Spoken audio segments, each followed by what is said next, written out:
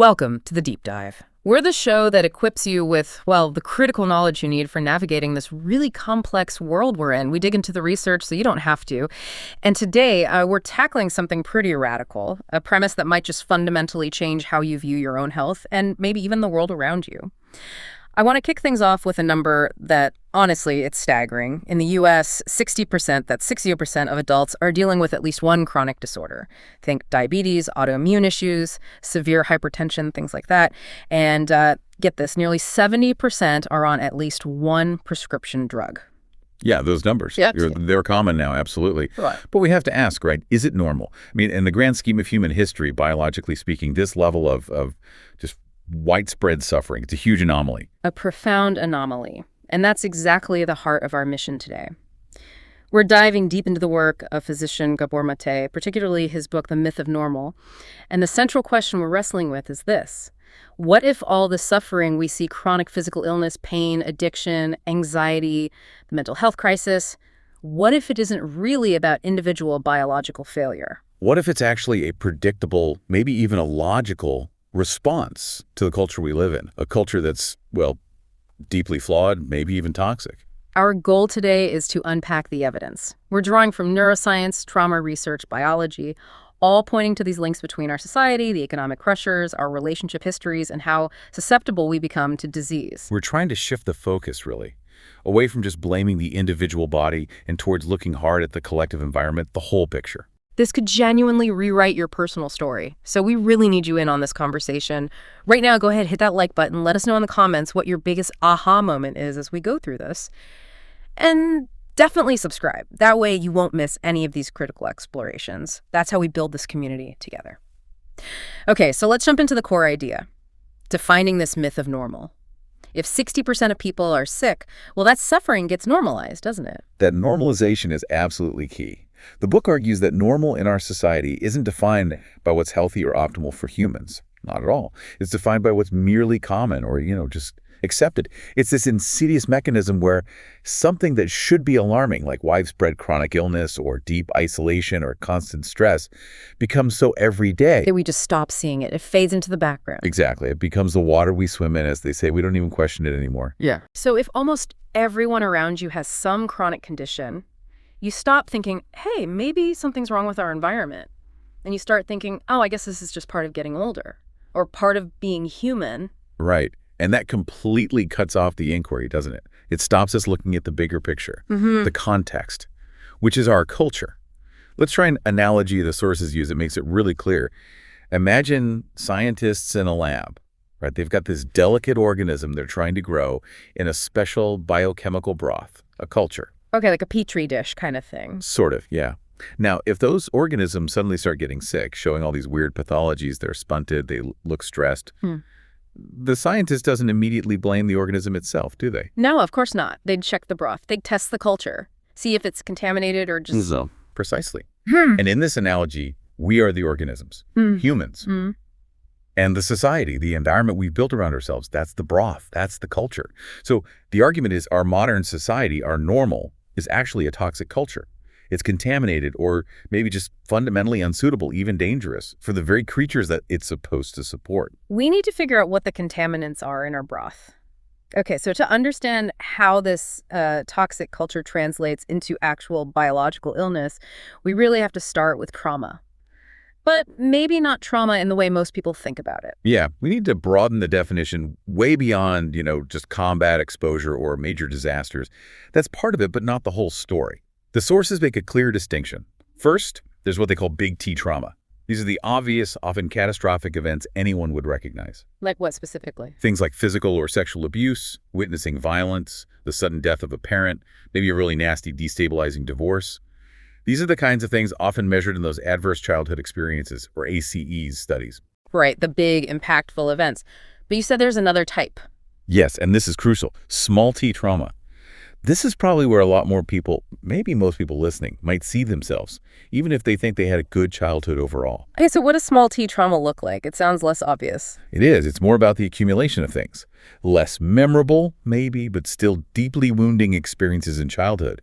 Think about ongoing social exclusion, like being consistently left out, or chronic bullying, or even just repeated, subtle, harsh comments from a parent who's maybe struggling with their own stress. But critically, multi-trauma also includes a fundamental lack, a lack of sufficient, reliable emotional connection with the adults who are supposed to nurture you. So, like, if a kid's needs for validation, for just being seen, are constantly met with distraction or dismissal, or maybe the parent is just emotionally checked out, that's a trauma. Yes, that lack of attuned presence, it's a relational injury. Even if the house looked fine on the outside, clean, quiet, enough money, if the parents were psychologically unavailable because of work stress, their own issues, whatever, that leaves a mark. It's the trauma of unmet emotional needs. That makes sense. It's not about the intention always, but the impact on the child's developing sense of self and safety. And that brings us to a really critical nuance here. The event, the external thing that happened, isn't the trauma itself. That's just the circumstance.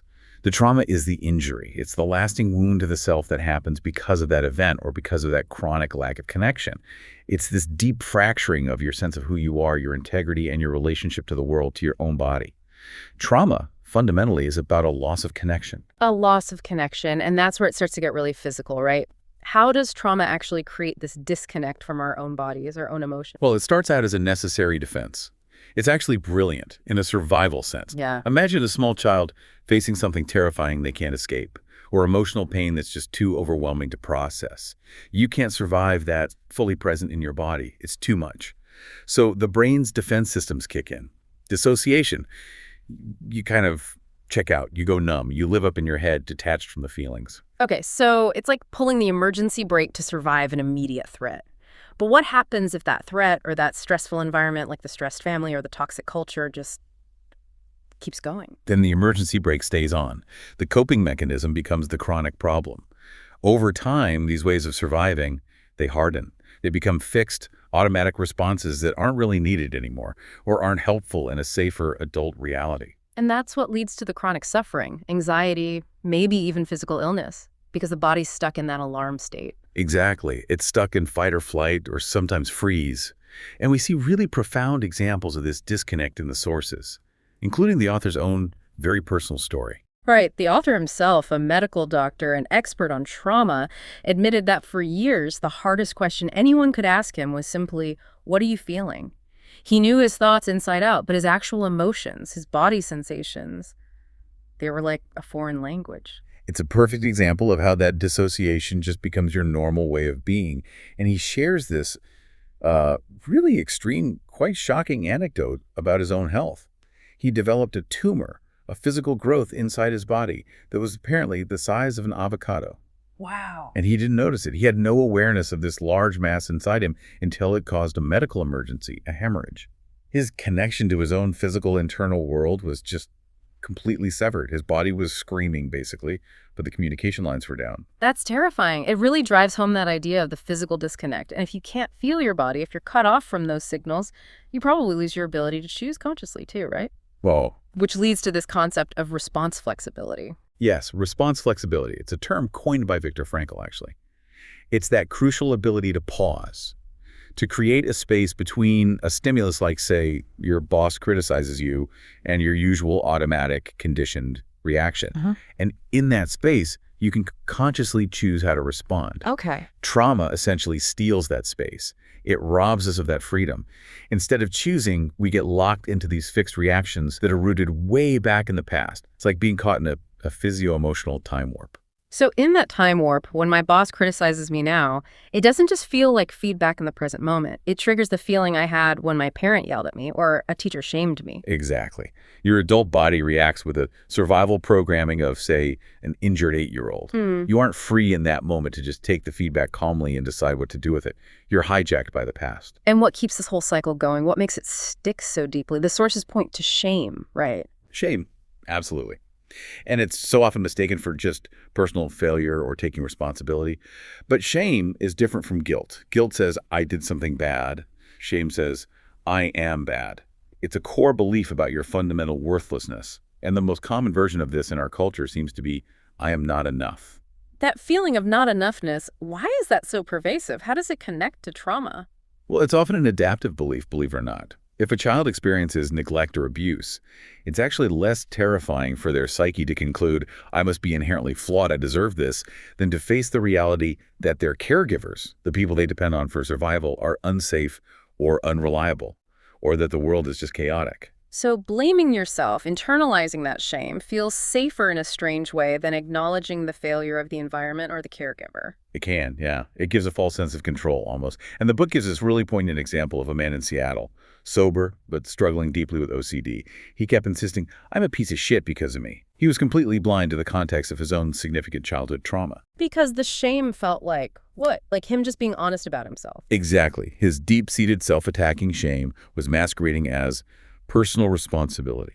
And what that does, crucially, is it helps suppress the legitimate anger he probably felt towards those who actually harmed him. Because feeling that anger might have felt even more dangerous or destabilizing. And that suppression, as we'll see, that bottling up of core emotions, that's incredibly relevant to physical health. Okay, so we've linked early experiences, trauma, shame, to this profound disconnection, both psychologically and physically. Now we need to really cement the link between our external world, our environment, and our internal biology. This idea of interpersonal biology seems key. It really is. Interpersonal biology basically says that our health, our illness, it's not just random bad luck or one faulty organ acting up in isolation. It's an expression of our entire life lived. Everything, our relationships, our circumstances, the culture we're in, the events we experience, it's all woven together. So it challenges that very mechanistic view of the body where you just treat the heart or the lungs or the gut as separate machines. Completely. We need to see the body as one deeply interconnected supersystem. Think about the pathways, your emotions. They directly trigger your nervous system. Your nervous system, it activates your endocrine system. Think hormones like cortisol, adrenaline. And those hormones affect. They directly impact your immune system. They can suppress it, or they can drive chronic inflammation. And then you've got the gut, often called our second brain, which is constantly communicating with our thinking brain and our emotional centers via the vagus nerve. Right. So if you're stressed, your digestion goes off. And if your gut bacteria are out of whack, it can affect your mood, your anxiety levels. Precisely. It's an unbroken loop. Everything affects everything else. Right. Mind, body, environment. They're not separate things. They're one system. Makes the way modern medicine is often practiced, well, pretty problematic, doesn't it, with all the specialization? It can be incredibly limiting. I mean, the specialists, the cardiologists, the rheumatologists, the endocrinologists, they're often brilliant within their specific area. But they rarely seem to step back and ask about the whole person, the context of their life. The author often asks his audiences this question. Keep your hand up if, when you saw a medical specialist for your condition, they asked you about stress in your childhood, or the quality of your current relationships, or if you feel lonely, or if you hate your job. I think I know the answer already based on my own trips to the doctor. Yeah, the result is almost always the same. Nearly every single hand goes down. But think about it. Those unasked questions, the emotional stress, the social isolation, the job dissatisfaction, these are very often the reasons, the root causes for why that person ended up in the doctor's office in the first place. We're treating the smoke without looking for the fire. Pretty much. We're managing the biological downstream effects without ever really addressing the upstream stressors that triggered the cascade. Okay, so moving from the relational environment to, well, the genetic level. Let's talk about that old idea that our genes are our destiny. Epigenetics seems to blow that right out of the water. Oh, completely. Epigenetics has revolutionized biology. The old view was, genetic determinism, your DNA dictates your fate. But that's not how it works. Genes themselves are mostly inert possibilities. Think of your DNA like a massive library full of cookbooks. Your genes are the individual recipes in those books. They just sit there. Waiting for instructions. Exactly. Epigenetics refers to the mechanisms, the little chemical tags and switches on top of the DNA that tell the cell which recipes to use, which genes to turn on and express, and which ones to keep off or silent, and what controls those switches. The environment, our experience. Precisely. Your experience is how you're treated, especially early in life, what you eat, the air you breathe, the stress you encounter. All these things send signals that influence epigenetic markers. Yeah. They literally tell your genes how to behave, how to adapt to the world you're living in. The environment is the conductor of the genetic orchestra. Can you give an example of how this works in practice? The classic study, often cited, is the one on maternal nurturing in rats. It's really powerful because it shows a direct causal link between early environment and lifelong stress response. How did they do that? Researchers watched mother rats with their newborn pups. They categorized the mothers based on how much they licked and groomed their pups. This is a key nurturing behavior in mammals. Okay. High-licking moms and low-licking moms. Right, and what they found was profound. The pups who received lots of licking and grooming, high nurturing, grew up to be much better at handling stress as adults. Their bodies produced less stress hormone, and they recovered faster from stressful events. And this wasn't because they inherited calm genes? No, the underlying DNA was the same. The difference was epigenetic. The high level of nurturing physically changed the epigenetic markers on the genes related to the stress response system in the pups' brains. It essentially tuned down the stress response. And the pups with low nurturing? They had the opposite epigenetic pattern. Their stress response systems were set to high alert and stayed that way into adulthood. The early environment literally programmed their biology for stress sensitivity. And fascinatingly, the female pups tended to replicate the mothering style they received, passing the pattern and the epigenetic markers to the next generation without any change in DNA sequence. That's incredible evidence. It shows how nurture becomes nature, epigenetically. Our relationships literally shape our biology. But this isn't just about the family unit. This extends to the broader social structure, things like social status, inequality, discrimination. These aren't just abstract sociological concepts. They get under our skin. They become biological realities. You mean the stress of being lower down the social ladder or facing prejudice actually makes you physically sick? There's strong evidence for that, yes. Chronic, unrelenting stress, whether it's from poverty, job insecurity, feeling devalued, or facing discrimination, takes a toll on the body. It causes wear and tear on all our regulatory systems. Scientists call this allostatic load. Allostatic load. Okay, break that down for us. What is it physically doing to us? Think of it as the price the body pays for constantly adapting to stress. When you face an immediate threat, your body releases stress hormones like cortisol and adrenaline. That's your fight or flight response, healthy and necessary in the short term. But what happens when the stress never lets up? When you're constantly worried about paying bills or navigating a discriminatory system or stuck in a toxic job, those stress hormones just keep flooding your system day in, day out. So the body is basically running a marathon 24/7 without rest. Exactly. And that has consequences. Prolonged cortisol exposure suppresses the immune system, making you more vulnerable to infections. It promotes chronic inflammation, which we now know is at the root of almost every major chronic disease, heart disease, diabetes, cancer, Alzheimer's. It can damage parts of the brain like the hippocampus, affecting memory and mood. It even seems to accelerate aging at the cellular level, like shortening the telomeres, those protective caps on our chromosomes. Allostatic load literally means your body is burning out its own hardware because of chronic external pressure. And there's data linking social rank directly to this kind of physiological damage. Absolutely. The British Civil Service study is a landmark example. They studied thousands of British government workers, all with stable jobs and healthcare, so basic needs were met. They found that your rank in the hierarchy, whether you were a top executive versus a clerk or support staff, was a more powerful predictor of dying from heart disease than traditional risk factors like smoking, high cholesterol, or high blood pressure. Wow. So being lower on the ladder was more dangerous than smoking, potentially. In terms of heart disease mortality risk in that specific cohort, yes. The chronic stress associated with lower status, less control over your work, less autonomy, feeling less respected, was incredibly damaging biologically. That feeling of powerlessness, lack of control, that's the toxin. And the sources also mention specific links between experiences like racial discrimination and physical illness. Yes. There's research showing, for instance, that experiences of racial discrimination were significantly associated with the later development of adult-onset asthma in Black American women. Asthma involves airway inflammation and constriction. So you have to ask, is that inflammation just an individual's lung problem? Or is it, at least in part, the body's biological response to living in an environment that chronically denies your safety, dignity, and worth? The social injustice becomes inscribed in the body. It's not abstract, it's physiological. And even the quality of your job matters, beyond just status. Definitely. Australian researchers found something really interesting. Having a bad job, defined as high effort, low reward, low control, was actually worse for people's mental health than being unemployed altogether. That's counterintuitive. It is, but it highlights how toxic certain work environments can be. And looking specifically at unemployment, studies show that people experiencing chronic unemployment have significantly higher levels of inflammatory markers in their blood. Again, the lack of security, purpose, and social connection translates directly into biological stress. It tells us that things like security, respect, autonomy, they aren't luxuries. They're basic biological needs. Okay, so if our biology is constantly reflecting our life story, our environment, our relationships, then we really need to rethink how we view illness itself, don't we? Maybe stop seeing it as just an attack. That's the core argument. We have to move beyond the dominant metaphor in medicine, which is often war. The war on cancer, battling MS, fighting disease. While well-intentioned, this framing externalizes the problem.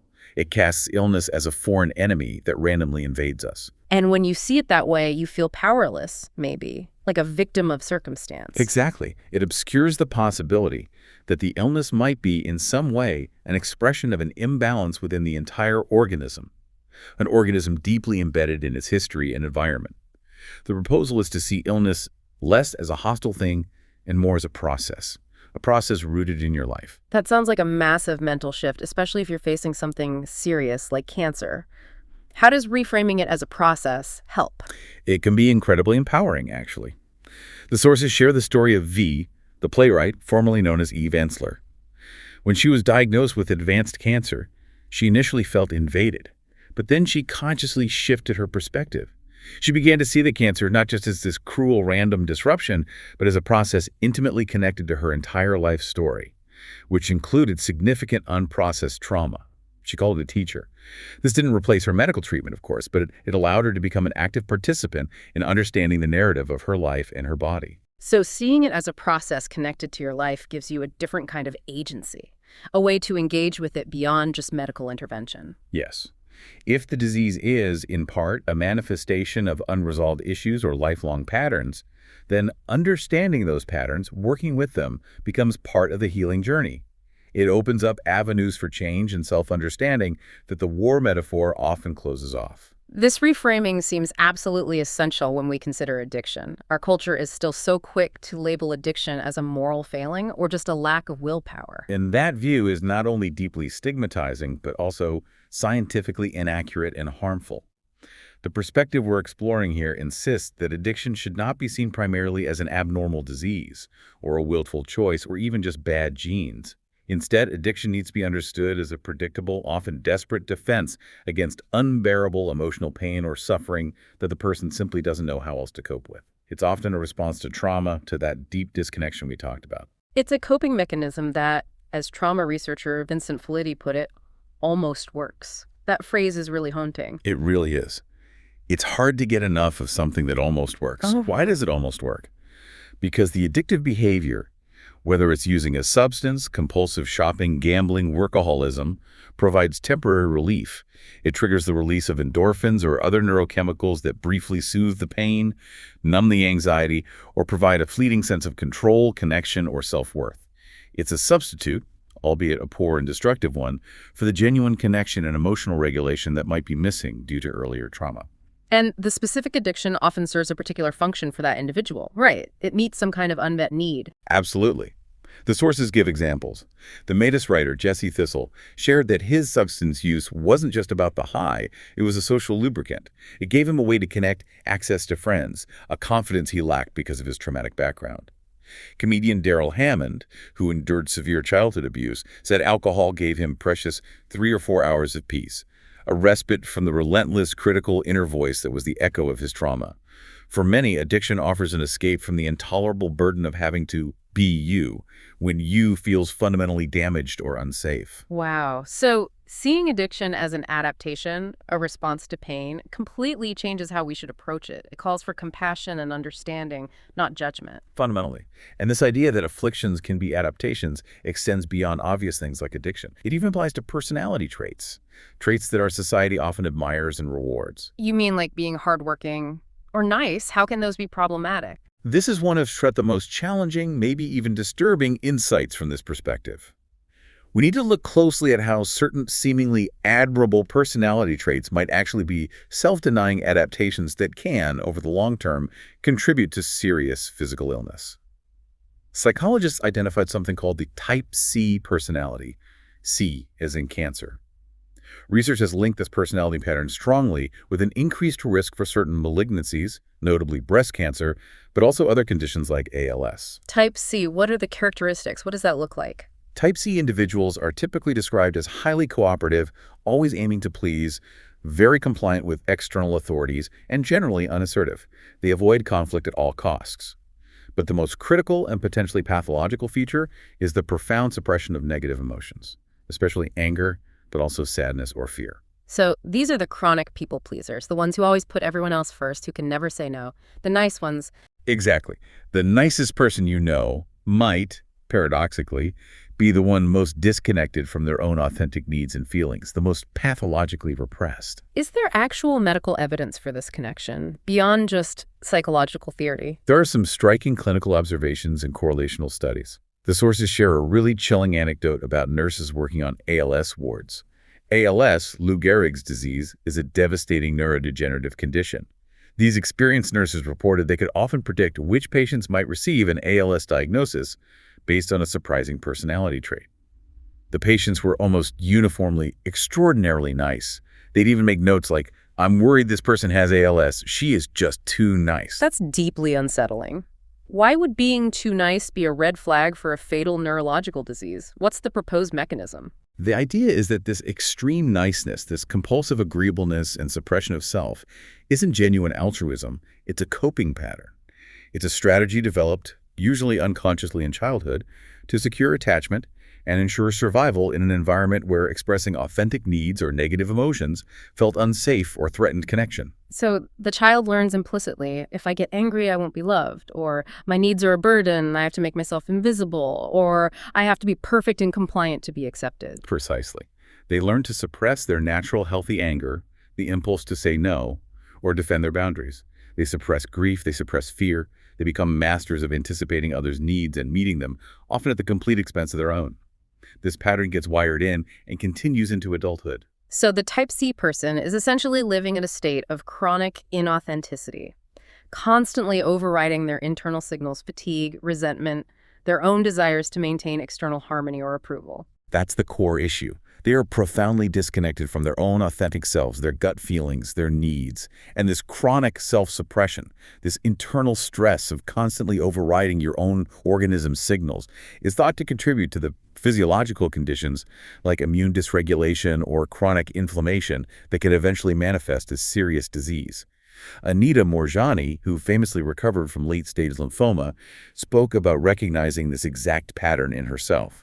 She said her personality was so geared towards pleasing others and suppressing herself that she realized, in retrospect, she felt she needed something as drastic as cancer to finally give myself permission to take care of myself. Wow. In a culture that often prizes extreme niceness, diligence, and self-sacrifice, these coping mechanisms fly completely under the radar as potential health risks until the body sends a much louder signal. That's the danger. What looks like virtue might actually be a survival strategy with a very high long-term cost. Okay, we've gone from individual trauma and personality adaptations back to the idea that these patterns often originate in early relationships, maybe from parents who themselves were stressed or disconnected. But the sources argue it goes even deeper, right? That the culture itself creates the conditions for this disconnection. Yes, this is the crucial macro-level critique. We need to understand that the parents who might inflict small trauma aren't usually acting out of malice. They're often victims themselves, products of a broader societal context that makes secure, attuned parenting incredibly difficult. We are fundamentally wired for connection. It's a primal biological imperative.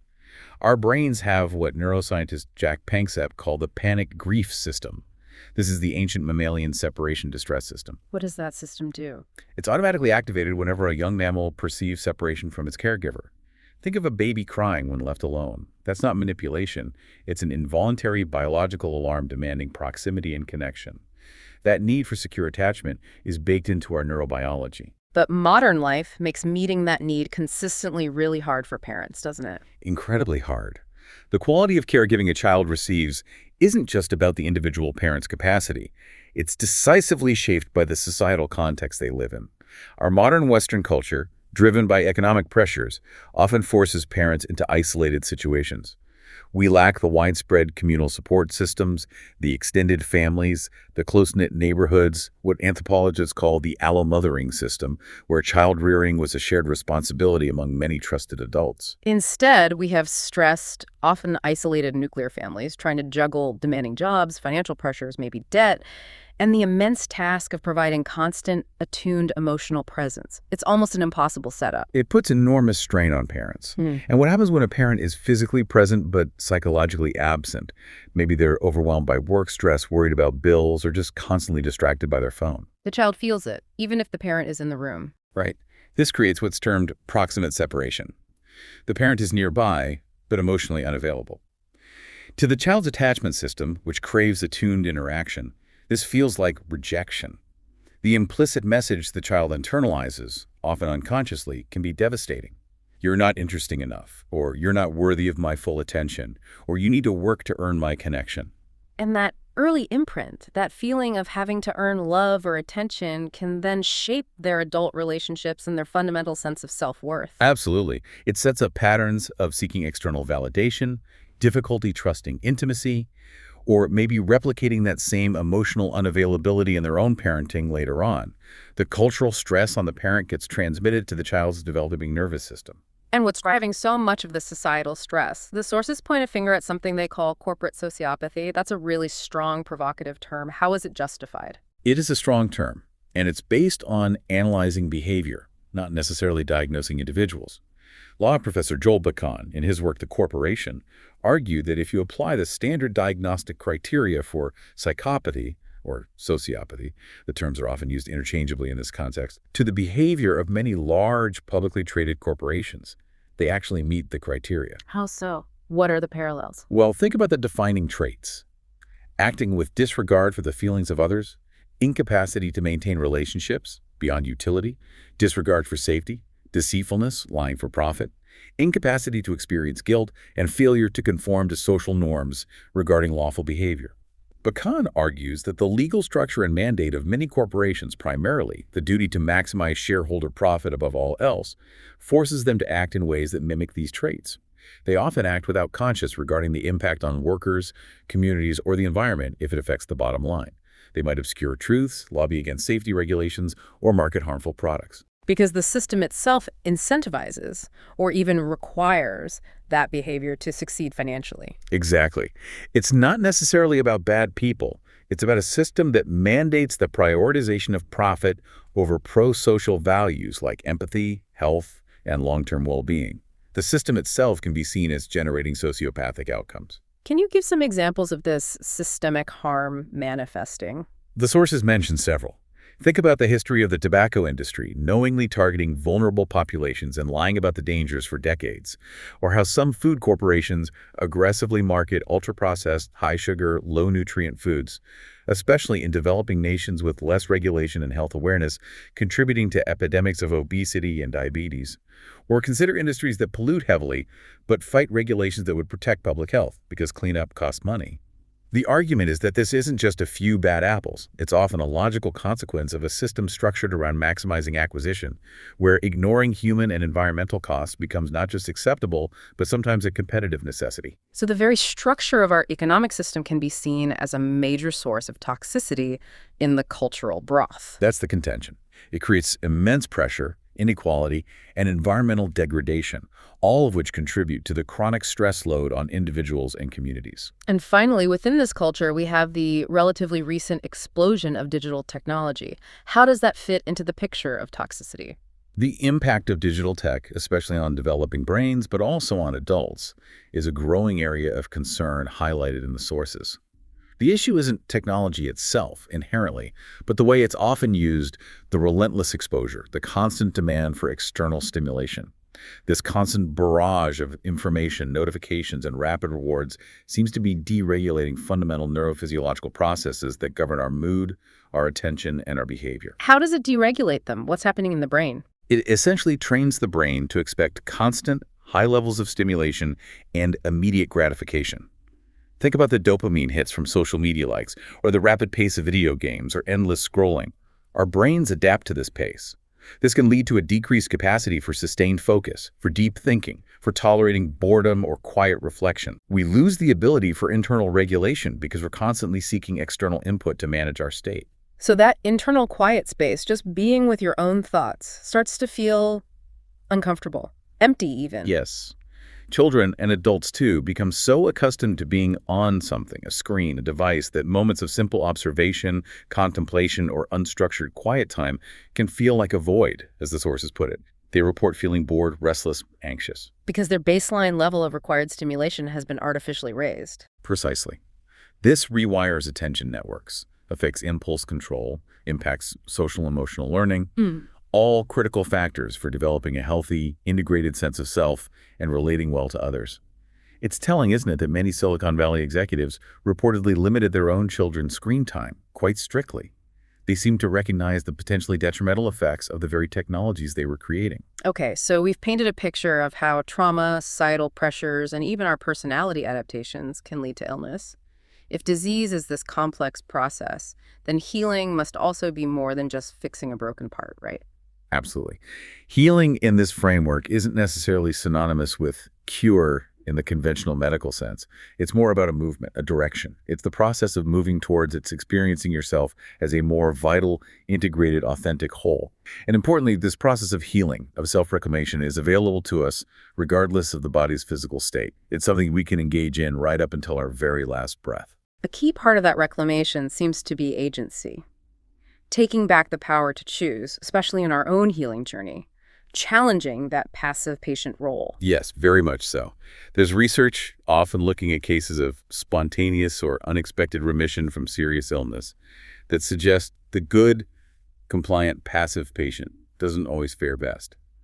Often it is the patients who become active participants, the ones who ask difficult questions, who do their own research, who demand clear explanations, who sometimes challenge their doctor's recommendations, the ones who might be seen as difficult or annoying by the system. Those are the ones who sometimes do better. They often seem to tap into a deeper sense of agency. They find ways to exercise control and choice within their situation, asserting their right to participate in decisions about their own body and life, rather than just passively receiving treatment as if they have no say. The story of Donna Zmenek, mentioned in the sources, seems like a powerful example of this kind of radical agency. It really is. Donna was facing a terminal diagnosis and was strongly advised to undergo aggressive surgery. The surgery offered little hope of a cure and would have severely impacted her quality of life. She refused it. Against strong pressure from her doctor, she chose to trust her own inner knowing, her gut feeling. She decided that the quality of the life she had left was more important to her than potentially extending suffering through surgery she didn't feel right about. She listened to her inner voice over the external authority. Exactly. She asserted that her own self-knowledge, her own values, held authority in her life, even in the face of a dire medical prognosis. That is a profound act of agency, of reclaiming power over her own experience. So for listeners who are hearing this and thinking, okay, I recognize some of these patterns in myself, I want to move towards healing, the sources offer a practical framework, the 4 A's. Can we break those down? Yes, they offer a really helpful map. The first A is authenticity. This isn't just about, being yourself in some vague way. It's presented as a fundamental survival drive. At its core, authenticity means being aware of and honoring your genuine feelings, needs, and responses in the moment, especially your gut feelings, that immediate, spontaneous sense of what feels right or wrong, safe or unsafe, true or false for you.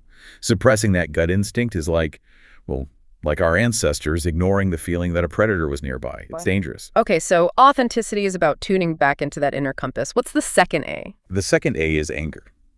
And this one is often really difficult, especially for those type C, people-pleasing personalities that we talked about. It's probably the most commonly suppressed core emotion in our culture. We need to be very clear here. We're not talking about toxic rage, abuse, or uncontrolled aggression. Healthy anger is something different. It's the activation of our evolutionary rage system, which sounds intense, but it's the biological system designed purely to defend our boundaries, protect our integrity, and restore balance when we feel violated or encroached upon. So it's the energy behind saying no, setting a limit. Exactly. It's the energy for self-preservation. The chronic suppression of that healthy, boundary-setting anger is directly linked in this work to physiological stress and illness. Healthy anger doesn't have to involve yelling.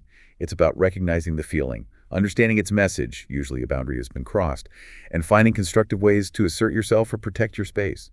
It's vital energy. Got it. So authenticity, anger is the third egg. The third is agency, which we touched on with Don's Menak. It's the recognition and cultivation of your capacity to make choices in your life, especially when external circumstances feel overwhelming or limiting.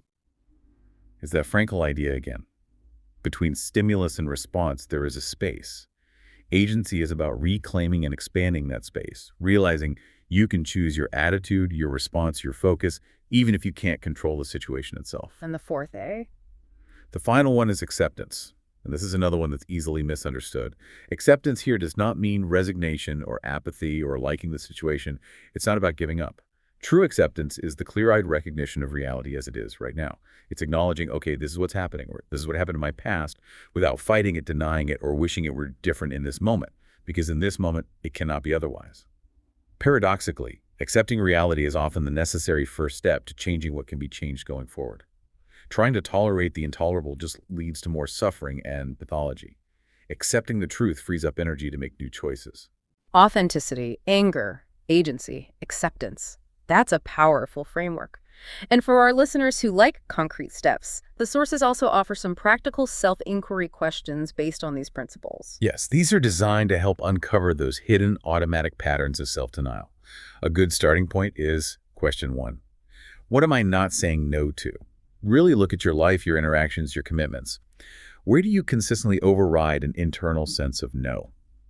Maybe it's a feeling of fatigue, a sense of resentment, a gut feeling that something isn't right for you, but you push through anyway. You say yes, or you stay silent when your authentic self is whispering or shouting no. Identify those specific patterns of habitual, unwilled selflessness or compliance. Okay, so first identify the pattern. Maybe it's always working late or always agreeing to social events you dread or never asking for help. Then what? Then you dig deeper with question 4. The numbering follows the source. What is the hidden story behind my inability to say no in this pattern?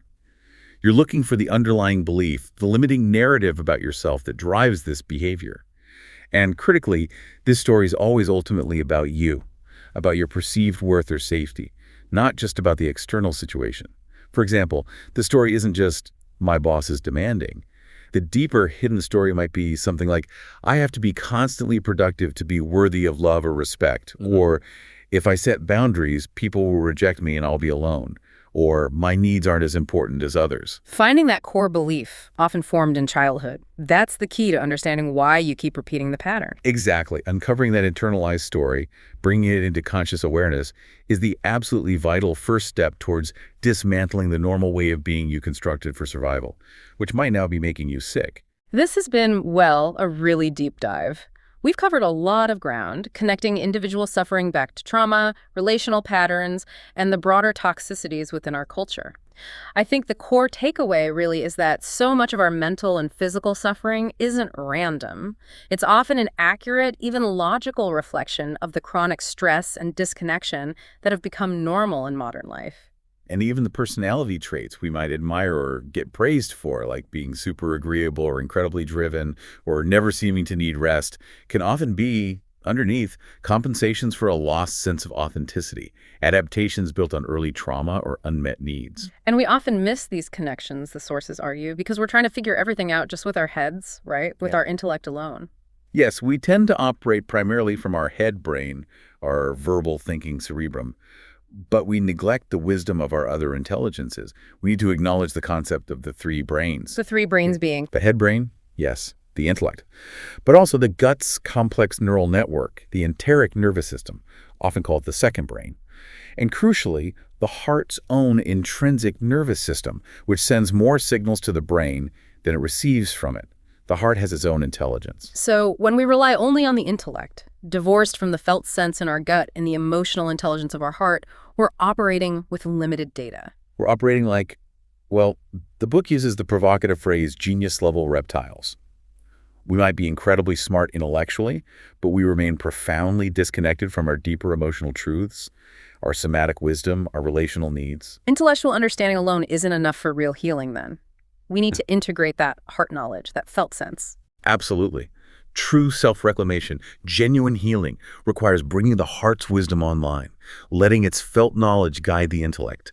The neurobiology of empathy, connection, compassion, intuition, it's all deeply intertwined with the heart and gut. When we learn to listen to and integrate that bodily wisdom, our intellect becomes a much more powerful, balanced, and effective tool for navigating life authentically. This whole perspective shift, it leaves us with a really powerful, maybe even challenging final thought for you, the listener, to consider. The choice we all face, really, is whether we wait. Do we wait for a major crisis, a serious illness, a complete burnout, a relationship breakdown, a mental health collapse to force us to learn these lessons about authenticity, connection, and the impact of our culture? Or can we begin the work now? Can we start the often difficult but ultimately liberating process of self-inquiry today? Learning to tune in, to hear the subtle but persistent alerts that our bodies, our emotions, our relationships are always sending us, before our system has to resort to shouting a dramatic, unavoidable, potentially devastating no through illness or breakdown. It's a fundamental shift from blaming ourselves to understanding the context, and from feeling powerless to reclaiming our agency. We truly hope this deep dive has sparked some critical thinking and maybe opened up some new pathways for you. Please don't let this conversation end here. We want to build a community around these ideas. So if this resonated, hit the like button. Share your biggest insight or aha moment in the comments below. We read them all. And most importantly, subscribe right now. Ensure you don't miss our future deep dives where we connect these critical dots. Thank you so much for joining us on the deep dive. We really appreciate you being here. We'll see you next time.